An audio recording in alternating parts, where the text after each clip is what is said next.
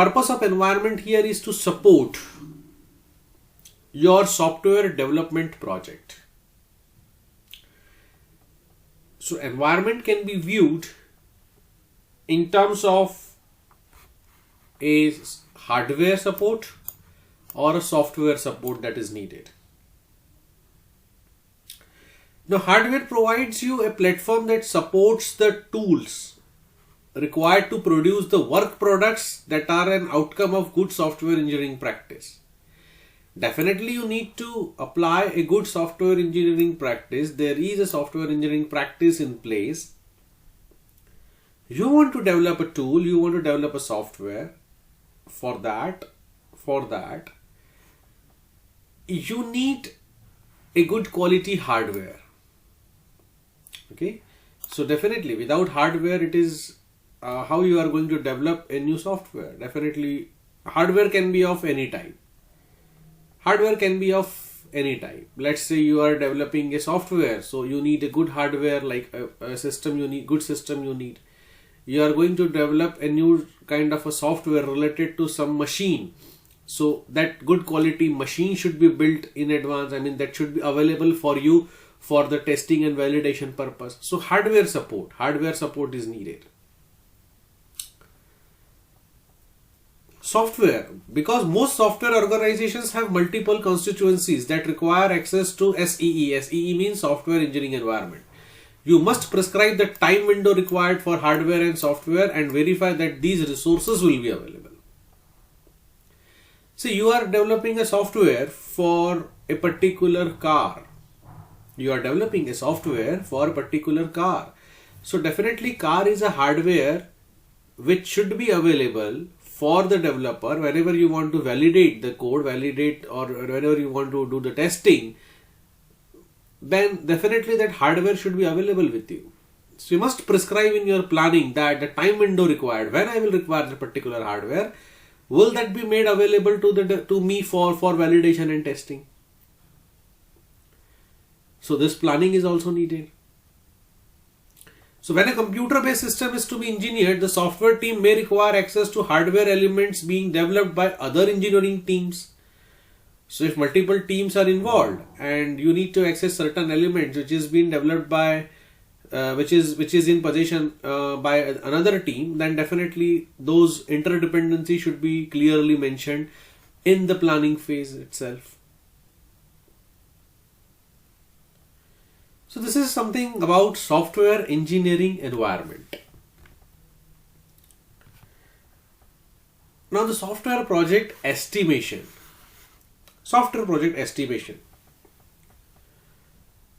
Now, software cost, predicting the software cost or the effort estimation of the effort needed to complete the software, to build a quality software in time, is not an easy task. There is no rule that there is no rule following which you can predict the exact software cost or exact effort estimation can be carried out. So there are many variables, there are various entities on which this software cost and effort estimation is dependent on. These variables includes human variable, technical variable, environmental conditions, political conditions, etc. etc. N number of variables are involved. The behavior during the project development stage.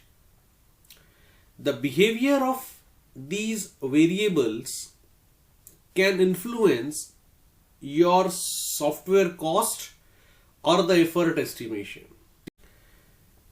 To achieve a reliable cost or effort estimate, various options are available. So 4 options are available. 4 options are given. So the first option is very simple. It says that don't estimate until the completion of the project.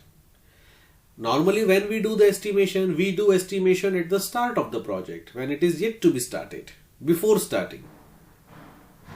So before starting, we know very less. We have a very broader idea. We have a very overview, macroscopic picture of the project that we are going to handle, work on. And it is also very difficult to estimate before we actually work on it or the start. So what is the first easiest option is don't estimate. Complete the project first and then reverse engineering and then you estimate it. I mean, that estimation is always 100% accurate because you have already completed the project, and after completion you are going to estimate it. So it would be 100%, but it is not practically possible. It is not the kind of estimation that we are looking for. Second option is base estimate on similar projects that have already been completed. Yes, that can be done.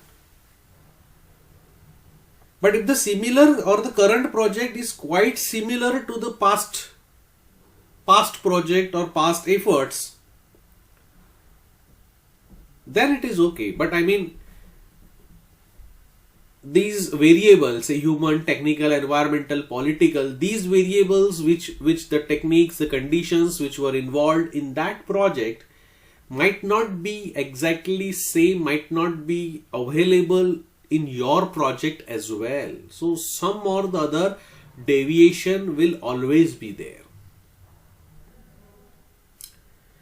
Use relatively simple decomposition techniques. Yeah, there are various simple decomposition techniques are there to generate the project cost and effort estimates. We will see few of the decomposition techniques. Use one or more empirical models for software cost or effort estimation. There are few models which are available based which those models helps in software cost and effort estimation. So these are four options of effort estimation. Decomposition means you have a broader idea, broader picture with you. You break it down into few smaller activities, manageable smaller number of functions, methods, and then you try to estimate for that particular smaller piece of method, smaller piece of information that you have, and then collect and then sum up all the efforts that you have estimated for individual pieces, and then you will be able to see the total number. So this is the decomposition technique. So decomposition techniques takes a divide and conquer approach. Basically, first it will divide the project into smaller number of manageable number of activities. You estimate for that those individual activities, and then you aggregate the efforts that you have estimated to get an overview or the overall idea. Then the empirical estimation model can be used to complement decomposition technique. Empirical model means based upon your past experience and offer a potentially valuable estimation approach in their own right. Say model is based on experience and takes the form D is equal to VI. Takes the form this D is equal to VI. So basically, what is this D? D is the attribute that you are going to predict, that you are going to identify. And VI are all the variables. VI are the variables. So based upon these variable values, you are going to predict, you are going to get the value of this D. So D could be anything. D could be the effort, you are going to estimate the effort, or you are going to estimate the project cost, project duration. D could be anything.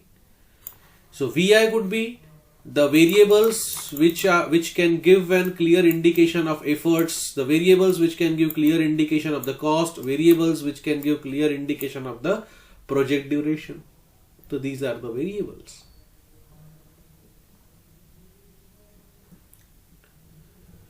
So each of the viable software cost estimation option is only as good as historical data used to seed the estimate. So each of this that we have discussed is good, will perform well if your historical data, if you have a good historical database, if you have a good historical database to use. If no historical data exists, then costing rests on very shaky foundation. If you do not have a prior experience, if you do not have your estimation based on prior data or the historical data, then your estimate may be very shaky foundation. Shaky foundation means you are not very confident. Your estimation will not be very confident. So this is why we need a decomposition technique. Because, say, software project estimation is a form of problem solving. You can consider that when you have been given a task to estimate a software project, you can consider it as in a form of problem solving. A bigger problem is there and you have been asked to solve it. And sometimes, or in most of the times, it would be very difficult to solve that problem in totality, considering its actual size. It is bigger in nature. So what you do is, you decompose the problem. You break down the problem into smaller number of manageable problems, and then you solve it. This is known as decomposition. So one of the parameter is software sizing under the decomposition technique. The accuracy of the software project estimate is predicted on a number of things. What are those things? The first thing is the degree to which you have properly estimated the size of product to be built. You need to properly estimate the size of project that you are going to build. The ability to translate the size estimate into human effort. So the first step is to estimate the size. After estimating the size, the next factor comes out to be you estimate the human effort needed. See, if the size estimation is 100, then definitely let's say you require 10 engineers. If you estimated it incorrectly, let's say 40, definitely you will take 4 engineers to complete this task. And as you move on, you will see that 4 of your engineers are not able to complete the entire project in the stipulated amount of time because you have estimated the project size incorrectly. So estimating the project size, estimating the human efforts needed, calendar time. I mean, how many engineers, how many people can do a piece of work in a particular day. So depending on that, you need to specify the team size. And dollars. Dollars means definitely the money is involved. More people, more money.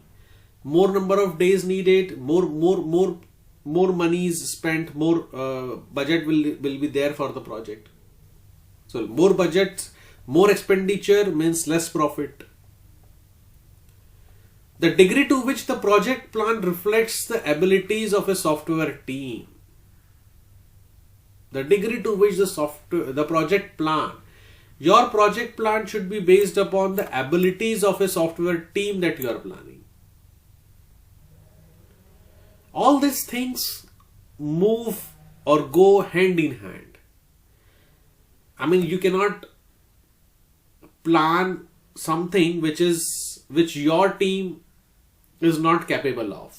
Definitely you need to plan the activities, the development cycle, the development schedule as per the ability of your software team. This is your primary responsibility.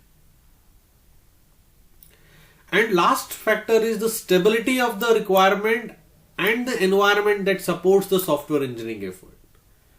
The stability of the product requirements. If the product requirements are changing, frequently changing, then definitely it is very difficult to predict or estimate the software project. The environment, software engineering environment, the hardware, the softwares which are needed for the smooth working, for the smooth support for your development activities. If it is very stable, then definitely the estimation, the accurate estimation is there. Otherwise, it would be very difficult to estimate it correctly. I mean, this sizing problem that we are discussing can be solved in two different ways. First one is, say, a direct approach is there or indirect approach. Sizing problem can be viewed in two different ways, direct approach and indirect approach. Say direct approach means based upon the lines of code, for example. The lines of code. Size can be measured in lines of code. Or indirect approach means that we have seen the function point.